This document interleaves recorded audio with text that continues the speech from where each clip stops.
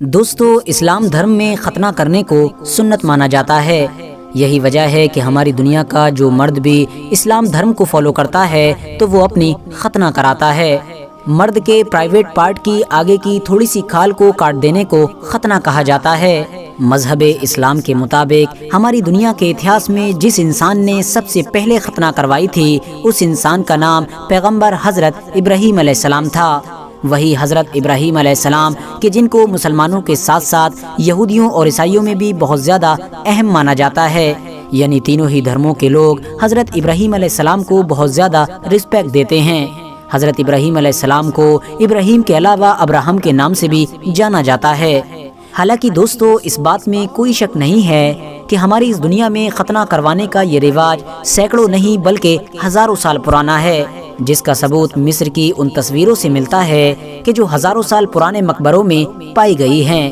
فی الحال دوستو، اگر دھرم کے معاملے کو ہٹا دیا جائے تو سائنٹیفک طور پر بھی یہ بات کلیئر ہو چکی ہے کہ ختنہ کروانے کے بہت سارے فائدے بھی ہیں، جس کی وجہ سے یہ دیکھا جاتا ہے کہ بہت سارے دیشوں میں ڈاکٹرز عام لوگوں کو ختنہ کروانے کا مشورہ دیتے ہیں۔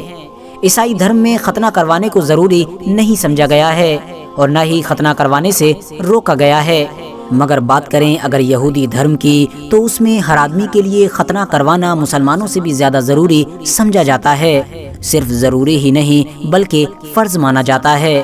توریت کے مطابق اگر کوئی انسان ختنہ نہیں کرواتا ہے تو اس کی روح اس کی قوم سے الگ کر دی جاتی ہے، کیونکہ یہودی دھرم کے مطابق ختنہ کروانے کا یہ کام اس عہد میں شامل ہے کہ جو عہد اللہ اور اس کے پیغمبر یعنی حضرت ابراہیم علیہ السلام کے بیچ میں ہوا تھا۔ RH نیٹ ورک کے نالجبل فرینڈز، یہودی دھرم کے مطابق جب کسی بچے کی عمر 8 دن کی ہو جاتی ہے تو اس کے باپ کے اوپر یہ فرض ہے کہ وہ اپنے بیٹے کی ختنہ کرے، اور اگر اسے ختنہ کرنا نہیں آتی ہے تو وہ کسی ماہر انسان کی مدد بھی لے سکتا ہے۔ عام طور پر یہودیوں میں جو لوگ بھی بچے کی ختنہ یا اس سے جڑے اور بھی رسم و رواج کو پورا کرتے ہیں ان لوگوں کو موہل کہا جاتا ہے، اور یہودی دھرم میں ان لوگوں کو بہت زیادہ اہمیت دی جاتی ہے، کیونکہ ظاہر ہے جس پیشے کو ان لوگوں نے اپنایا ہے وہ یہودی دھرم کا ایک اہم پارٹ ہے۔ آپ کو بتاتے چلیں کہ جس فنکشن میں یعنی جس سیریمنی میں 8 دن کے یہودی بچے کی ختنہ یا اس سے جڑی اور بھی رسم و رواج کو پورا کیا جاتا ہے اس فنکشن کو برٹ ملا کے نام سے جانا جاتا ہے۔ مگر حیرانی کی بات یہ ہے کہ یہودی دھرم کے لوگ جب بھی اپنے بچے کی ختنہ کرتے ہیں تو ایک خالی کرسی کو اس فنکشن میں ضرور رکھتے ہیں، اور اس خالی کرسی کو ایلیجاس چیئر کے نام سے جانا جاتا ہے، یعنی حضرت الیاس علیہ السلام کی کرسی، کیونکہ یہودیوں کا یہ ماننا ہے کہ جب کبھی بھی یہودی بچے کی ختنہ ہوتی ہے تو اس فنکشن میں حضرت الیاس علیہ السلام ضرور آتے ہیں۔ نہ صرف آتے ہیں بلکہ موہل یعنی ختنہ کرنے والے انسان کی اس معاملے میں مدد بھی کرتے ہیں۔ آپ کی نالج کے لیے بتاتے چلیں کہ حضرت الیاس علیہ السلام بھی اللہ کے ایک مشہور پیغمبر ہیں۔ دوستو، اتنا ہی نہیں، یہودی لوگوں کا یہ بھی ماننا ہے کہ حضرت الیاس علیہ السلام کے حاضر ہونے کی وجہ سے ہی ایک یہودی بچہ ختنہ کے بعد بھی محفوظ رہتا ہے، یعنی اس کو اس وقت کسی بھی طرح کی کسی پریشانی کا سامنا نہیں کرنا پڑتا ہے۔ اب آپ لوگ سوچ رہے ہوں گے کہ آخر یہودی لوگ ایسا کیوں کرتے ہیں؟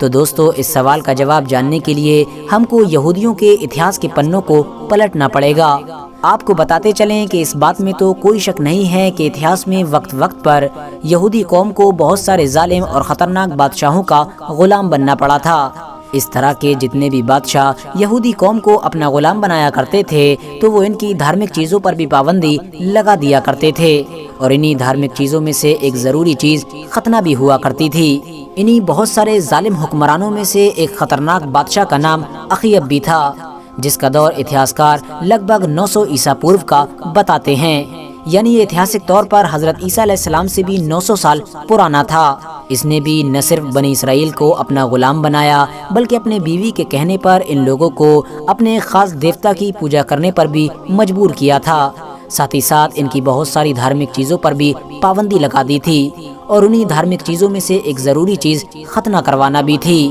اس دور میں اللہ کے ایک مشہور پیغمبر یعنی حضرت الیاس علیہ السلام لوگوں کی تبلیغ کیا کرتے تھے۔ حضرت الیاس علیہ السلام نے اللہ سے یہ دعا کی کہ جب تک اخیب نام کا یہ ظالم بادشاہ ختنہ پر سے پابندی نہیں ہٹا لیتا ہے تب تک ہماری اس دنیا میں بارش نہ ہو۔ اللہ نے حضرت الیاس علیہ السلام کی دعا کو قبول کیا اور زمین پر بارش ہونا بند ہو گئی۔ ایک لمبے وقت تک جب بارش نہیں ہوئی تو اخیب نام کا یہ حکمران بھی قحط سالی اور سوکے سے پریشان ہو کر آخرکار ختنہ پر سے پابندی ہٹانے پر راضی ہو گیا۔ اب یہودیوں نے ایک بار پھر سے اپنے دھرم کے ایک اہم کام یعنی ختنہ کرنے کو شروع کر دیا تھا، اور ظاہر ہے یہ سب کچھ پھر سے ممکن ہو پایا تھا صرف اور صرف حضرت الیاس علیہ السلام کی مدد سے۔ اسی لیے اب جب کبھی بھی وہ اپنے بچے کی ختنہ کروایا کرتے تھے تو حضرت الیاس علیہ السلام کو اپنے گھر پر آنے کی دعوت ضرور دیا کرتے تھے، اور دعوت کا وہ سلسلہ آج تک لگاتار یہودیوں کے بیچ جاری ہے۔ آج بھی یہودی لوگ جب کبھی بھی اپنے بچے کی ختنہ کرتے ہیں تو یہ مانتے ہیں کہ حضرت الیاس علیہ السلام ہمارے گھر ضرور آئیں گے۔ نہ صرف اس بات پر یقین رکھتے ہیں بلکہ ان کے بیٹھنے کے لیے ایک چیئر یعنی کرسی کا بھی انتظام کرتے ہیں، جس کرسی کے بارے میں آپ لوگوں کو پہلے ہی بتا چکا ہوں۔